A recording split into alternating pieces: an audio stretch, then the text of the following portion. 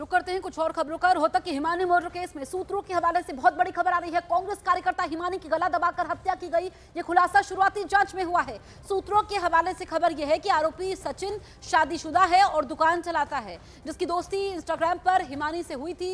तो इस शुरुआती जांच में बहुत बड़ा खुलासा हुआ है। आपको बताएं, सूत्र ये बता रहे हैं कि आरोपी सचिन शादीशुदा है और गला दबाकर हिमानी की हत्या की गई है। आपको बताएं कि अब से कुछ देर बाद यानी कि 3 बजे रोहतक पुलिस प्रेस कॉन्फ्रेंस भी करने वाली है, लेकिन एक आरोपी की गिरफ्तारी हुई है जिसने खुद को हिमानी का बॉयफ्रेंड बताया और ये कहा कि उसको ब्लैकमेल भी किया गया।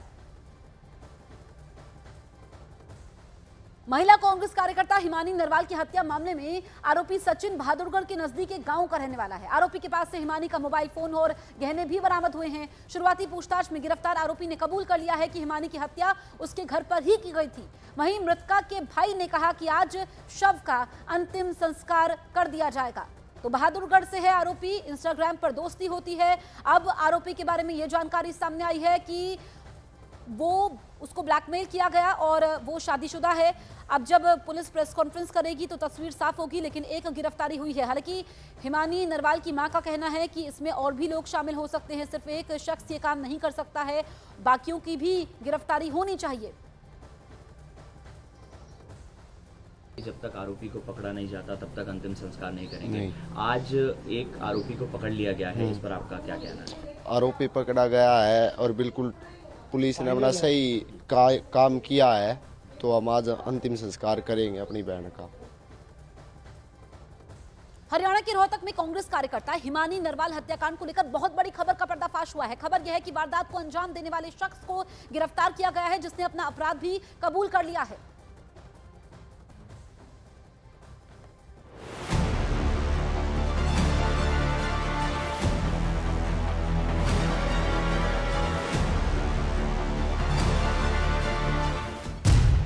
हिमानी नरवाल हत्याकांड में बड़ा पर्दाफाश। वारदात को अंजाम देने वाले शख्स की गिरफ्तारी। हत्या के पीछे हिमानी नरवाल के बॉयफ्रेंड का हाथ।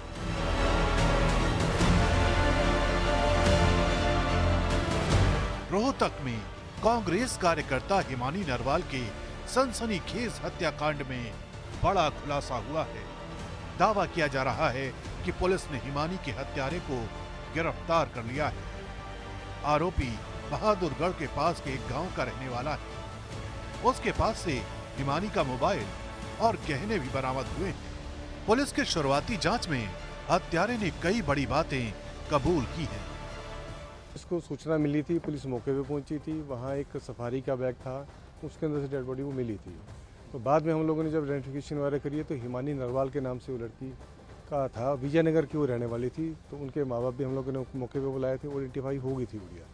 और उसके बाद हम लोग अब अलग अलग पहलू पे इस पर हम लोग इन्वेस्टिगेशन कर रहे हैं और जो जल्द से जल्द इसका जो भी पीछे इसका होगा उसका पर्दाफाश हम लोग करेंगे। इसमें SIT का गठन कर दिया गया है। मेरे ही नेतृत्व में SHO सांपला है और चौकी इंचार्ज है हमारे। फ़ोन वगैरह इनके मिल गए हैं, उसके बारे में हम लोग लगे हुए हैं। साइबर की मदद ले रहे हैं और फैसल की मदद ले रहे हैं। हर तरह से हर पहलू को हम लोग कर रहे हैं। इसमें वो फैमिली बैकग्राउंड हम लोग देख रहे हैं, फैमिली बैकग्राउंड क्या परिवार ने किसी पे कुछ शक जताया हो? नहीं, ऐसा उन्होंने कुछ शक नहीं किया, ऐसा कुछ जाहिर नहीं किया। तो मदर इनके दिल्ली में रहते हैं, भाई भी वहीं रहता है इनके। ये गुड़िया के लिए यहाँ रहती थी, LLB यहाँ कोर्स से कर। घर में हुई हत्या, सूटकेस में ले गया शव। पुलिस जांच में सामने आया है कि हिमानी की हत्या उसके घर पर ही की गई थी। हत्या के बाद आरोपी ने शव को एक सूटकेस में डाला और ठिकाने लगाने की कोशिश की। पुलिस को CCTV फुटेज और दूसरे सबूतों के आधार पर आरोपी तक पहुंचने में सफलता मिली है। सजाए मौत मेरे बेटी की किसी का गुनाह नहीं किया। हाँ, किसी को मेरी बेटी ने किसी का मतलब आज तक मैंने मतलब इतने बंदों के बीच में मतलब पार्टी के बीच में मैंने बात किया, मैंने पूछा है भाई कभी किसी का मेरी बेटी ने खाया, किसी का कुछ गुनाह के? हाँ, वो ऐसा था मतलब मुंह पे बोल के आ जाती थी। अगर उसके दिल में कुछ होता वो कभी भी बहम नहीं पालती थी। वो मतलब जो गलत को गलत और सही को सही करने की हिम्मत रखती थी। उसका सिर्फ यही गुनाह था और कुछ नहीं था। क्या ब्लैकमेलिंग बनी हत्या की वजह? आरोपी ने खुद को हिमानी का बॉयफ्रेंड बताया है। कोई मतलब जानने वाला है जिसका घर तक आना जाना था, वो मतलब कोई भी हो सकता है, पार्टी का भी हो सकता है, जान पहचान वाला भी, कॉलेज का भी, स्टूडेंट भी और टीचर भी, मतलब घर तक जिन पर वो विश्वास करती थी वो घर तक आते थे।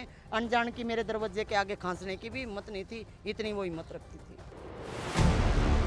पुलिस पूछताछ में ये भी पता चला है कि वो लंबे समय से हिमानी के साथ रिलेशनशिप में था। उसने हिमानी को काफी पैसे दिए थे, लेकिन हिमानी बार बार और ज्यादा पैसों की मांग कर रही थी। आरोपी ने दावा किया, जिससे परेशान होकर उसने इस वारदात को अंजाम दिया। फिलहाल पुलिस इस मामले की तह तक जाने की कोशिश कर रही है, ताकि ये पता लगाया जा सके कि कहीं वारदात के पीछे कोई गहरी साजिश तो नहीं।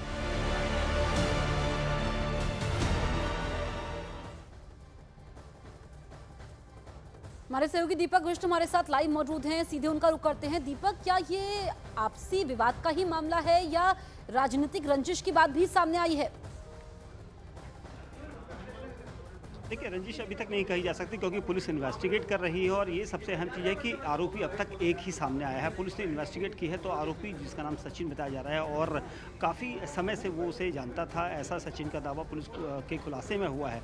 और क्या रंजिश किस तरह की थी, ये इसके पीछे की हकीकत अभी जानना चाहते हैं। लेकिन सबसे अहम चीज़ ये थी कि जो ब्लैकमेलिंग वाला शब्द जो सामने आया है, ब्लैकमेलिंग किस वजह से थी, क्या वो ब्लैकमेल कर रही थी, इस तरह की चीज़ें सामने आई तो पुलिस उन चीज़ों पर भी जवाब यहाँ पर तलाश रही है। और उसके अलावा कई और दूसरी चीज़ें हो सकती हैं कि क्या और जो जिस तरह के सवाल यहाँ पर पहुँच रहे थे, परिवार ने जिस तरह के आरोप लगाए थे कि उनकी बेटी इस तरह की नहीं थी और वो बहुत तेज़ी से कांग्रेस की जो लीडरशिप है उसमें वो अपनी पैठ बना रही थी और इसी वजह से उसके कई सारे दुश्मन भी हो सकते हैं, उनकी भी साजिश हो सकती है, ऐसा उनकी मां ने ये हमें जानकारी दी थी। लेकिन फिलहाल पुलिस इन सारे सवालों का जवाब तलाश रही है और कुछ देर बाद ही यहाँ पर प्रेस कॉन्फ्रेंस होगी और उसमें सभी सवालों का जवाब खुद ब खुद मिल जाएगा कि हत्या की वजह असल में क्या थी, क्या ब्लैकमेलिंग थी या फिर जबरन परेशान करना थी और या फिर उसके पीछे कोई बड़ी साजिश इसके पीछे जो ताना बना था वो हो सकती है। बिल्कुल दीपक, आरोपी ने खुद अपना गुनाह कबूल किया है, लेकिन जो परिवार है, खासकर हिमानी की मां कह रही है कि कोई एक शख्स इस वारदात को अंजाम नहीं दे सकता है। तो जिस वक्त यह हत्याकांड हुआ, क्या घर में बाकी लोग भी मौजूद थे? इस बारे में भी अभी तस्वीर साफ होनी बाकी है। बिल्कुल उन चीज़ों में भी तहकीकात होनी है क्योंकि मौके पर जो आरोपी है वो देखा गया है, सीसीटीवी कैमरा फुटेज में उसकी भी तस्वीर आई है सामने ही, क्योंकि घर के आसपास के तकरीबन 20 से 22 किलोमीटर के दायरे में पुलिस ने सीसीटीवी कैमरा जो एंगल थे वो सारे देखे थे और उसके बाद फुटेज देखने के बाद पुलिस को इसकी यहाँ पर उसकी शिनाख्त की गई थी।